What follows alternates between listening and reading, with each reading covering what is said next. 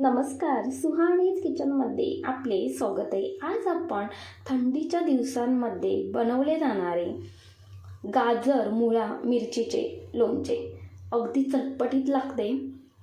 वर्षभर टिकण्यासाठी काही महत्त्वाच्या टिप दिलेल्या आहेत व्हिडिओमध्ये. त्यासाठी व्हिडिओ अजिबात स्किप करू नका, शेवटपर्यंत नक्कीच पहा. लगेचच रेसिपीला सुरुवात करूया. तर इथे मी 3 गाजर घेतले आहेत, 3 मुळा घेतला आहे. मुळा एक छोटा आहे, 2 गड्डी लसूण घेतला आहे. तुम्हाला लसूण लोणच्यामध्ये आवडत असेल तर घाला. आणि 7 ते 8 हिरवी मिरची घेतली आहे. तर ही हिरवी मिरची जास्त तिखटवाली आहे. तुम्ही कमी तिखटवाली वापरत असाल तरीसुद्धा चालेल. तर गाजर आणि मुळा स्वच्छ धुवून घेतला आहे. कोरड्या कापडाने पुसून घ्यायचं. त्यानंतर आपल्याला गाजर पिलरने व्यवस्थित सोलून घ्यायचं आहे आणि मुळासुद्धा व्यवस्थित सोलून घ्यायचा आहे. तर व्यवस्थित हे सोलून घेतल्यानंतर लगेचच आपल्याला हे कापून घ्यायचे आहेत. तर गाजर कापून घेऊया. डेटाचा भाग काढून घेतला आणि अशा पद्धतीने उभे गाजरचे तुकडे करून घ्यायचे. तर एका गाजरचे इथे 5 तुकडे झालेले आहेत आणि त्यानंतर पातळ स्लाईजमध्ये गाजर कापून घ्यायचा अशा पद्धतीने. आणि यातला जो पांढरा भाग दिसतोय ना, तो मी स्किप करणार आहे, म्हणजे तो घेणार नाही आहे. तो काही लोणच्यामध्ये छान लागत नाही, त्यामुळे तो मी घेणार नाही आहे. आणि अशाच पद्धतीने ते पातळ स्लाईजमध्ये मुळा आणि गाजर कापून घेणार आहे. तोपर्यंत चॅनलवर नवीन असाल तर चॅनलला एक लाईक आणि सबस्क्राईब करा. तुमचं एक लाईक आणि सबस्क्राईब माझ्यासाठी खूपच मोलाचं आहे. तर इथे अशाच पद्धतीने राहिलेले गाजर कापून घेते आणि मुळासुद्धा इथे मी कापून घेतला आहे पातळ स्लाईजमध्ये. एका भांड्यामध्ये हे सर्व घालून घ्यायचे. त्यानंतर हातानेच हे व्यवस्थित असे एकजीव करून घेते. आता यामध्ये आपल्याला घालायचं आहे 2 चम्मचभर मीठ. तर मीठ का घालायचं ते सुद्धा सांगते, कारण यामध्ये मुळा आणि गाजरामध्ये उघरटपणा असतो, तो पूर्णपणे निघून जाण्यासाठी मीठ घालायचे आणि हे व्यवस्थित एकजीव करून घ्यायचे. तर यामध्ये आता मिरची आणि लसूण अजिबात घालायचं नाही आहे. फक्त आपल्याला जेव्हा आपण लोणचं तयार करू ना, तेव्हाच लसूण आणि मिरची घालायचं आहे. तर यावरती झाकण ठेवून 2 तास बाजूला ठेवले होते, म्हणजे छान असं यातले पाणी निघून जाईल गाजर आणि मुळ्यातले. यासाठी अशा पद्धतीने मीठ घालून हे बाजूला ठेवायचे 2 तासासाठी. त्यानंतर इथे पाहताय तुम्ही, गाजर आणि मुळ्याला खूप सारे पाणी सुटले आहे. एका चाळणीवरती हे सर्व काढून घ्यायचे आणि यातले जे एक्स्ट्राचे जे पाणी असेल ते पूर्णपणे निघून जाण्यासाठी अशा पद्धतीने हे पसरवून ठेवायचे. व्यवस्थित पसरवून ठेवते. तर 5 ते 10 मिनटासाठी अशाच पद्धतीने इथे मी पसरवून ठेवते हे चाळणीवरती, म्हणजे काही एक्स्ट्राचे जे पाणी असेल ते भांड्यामध्ये पडून जाईल. 5 ते 10 मिनटानंतर यातले पाणी पूर्णपणे निघून गेले आहे आणि कोरडेसुद्धा थोडे झालेले आहेत.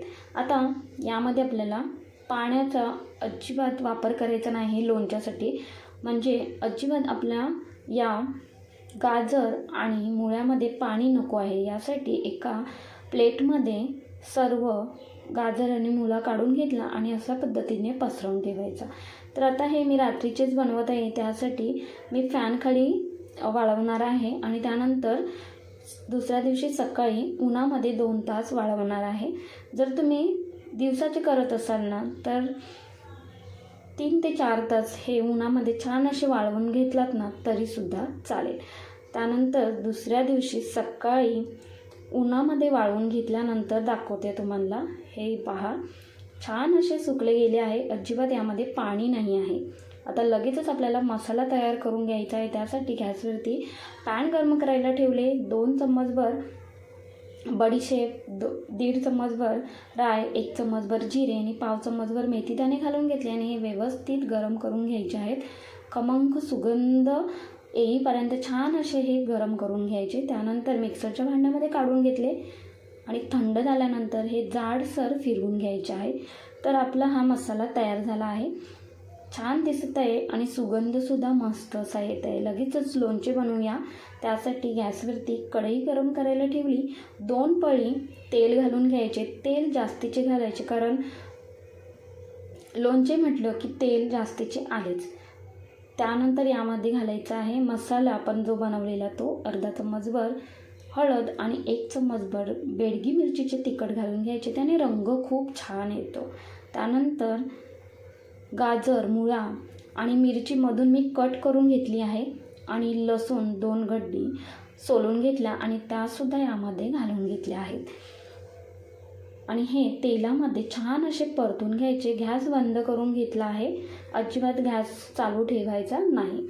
त्यानंतर मीठसुद्धा यामध्ये मी थोडेसे घातले आहे, कारण अगोदरसुद्धा आपण मीठ घातले आहे, त्यामुळे यामध्ये घालताना मीठ बेताचेच घालायचे. तो माझ्याकडून व्हिडिओ स्किप झाला आहे, त्याबद्दल सॉरी. त्यानंतर यामध्ये आपल्याला घालायचं आहे 2 चम्मचभर विनेगर घालून घ्यायचे. त्याने काय होते तर आपले लोणचे टिकण्यास मदत होते. व्यवस्थित एकजीव करून घेतले आणि मस्त असा सुगंध दरवळत आहे या लोणच्याचा. त्यानंतर 2 तासासाठी हे मी असेच ठेवले होते झाकण ठेवून. आणि त्यानंतर आपल्याला यामध्ये एका भरणीमध्ये हे भरून ठेवायचं आहे. तर इथे मी काचेची भरणी घेतली आहे. तर काचेच्या भरणीमध्ये ठेवताना पहिली भरणी स्वच्छ धुवून घ्यायची, त्यानंतर उन्हामध्ये वाळवून घ्यायचे आणि त्यानंतर आपल्याला यामध्ये लोणचे भरून ठेवायचे आहे. तरच आपले हे लोणचे छान असे टिकले जाते. आणि अजून एक टीप ती म्हणजे आता इथे तुम्ही पाहताय अजिबात यामध्ये तेल नाही आहे. तेल आहे पण ते तळाला आहे, आत्ता वरती तेल नाही आहे. तर 2 दिवसानंतर यामध्ये गरम करून तेल घालायचे, म्हणजे लोणच्याच्या वरपर्यंत तेल आले की लोणचे व्यवस्थित टिकल्या जाते. अजिबात बुरशी लागत नाही लोणच्याला आणि वर्षभर हे लोणचे आरामात टिकते. तर तिसरी टीप म्हणजे लोणच्याच्या बाहेर इथे पाहताय मी लोणचे आतमध्ये घातल्यानंतर तुम्हाला मसाला दिसतोय का? नाही. तर भरणीला मसाला अजिबात लागला नाही पाहिजे. मसाला लागलेला असेल तर तो कापडाने पुसून घ्यायचा आणि त्यावरती झाकण लावून घ्यायचे.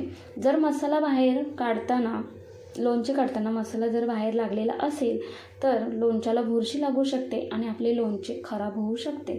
या काही महत्त्वाच्या टीप आहेत, त्या तुम्ही नक्कीच फॉलो करा आणि हे लोणचे तुम्ही 15 दिवसानंतर खाऊ शकता. तर तुम्हाला ही लोणच्याची रेसिपी कशी वाटली ते मला कमेंट्समध्ये नक्कीच कळवा. थोडी जरी आवडली असेल तर एक लाईक, शेअर, हाईप तसेच स्वनिस किचनला सबस्क्राईब करायला विसरू नका. धन्यवाद.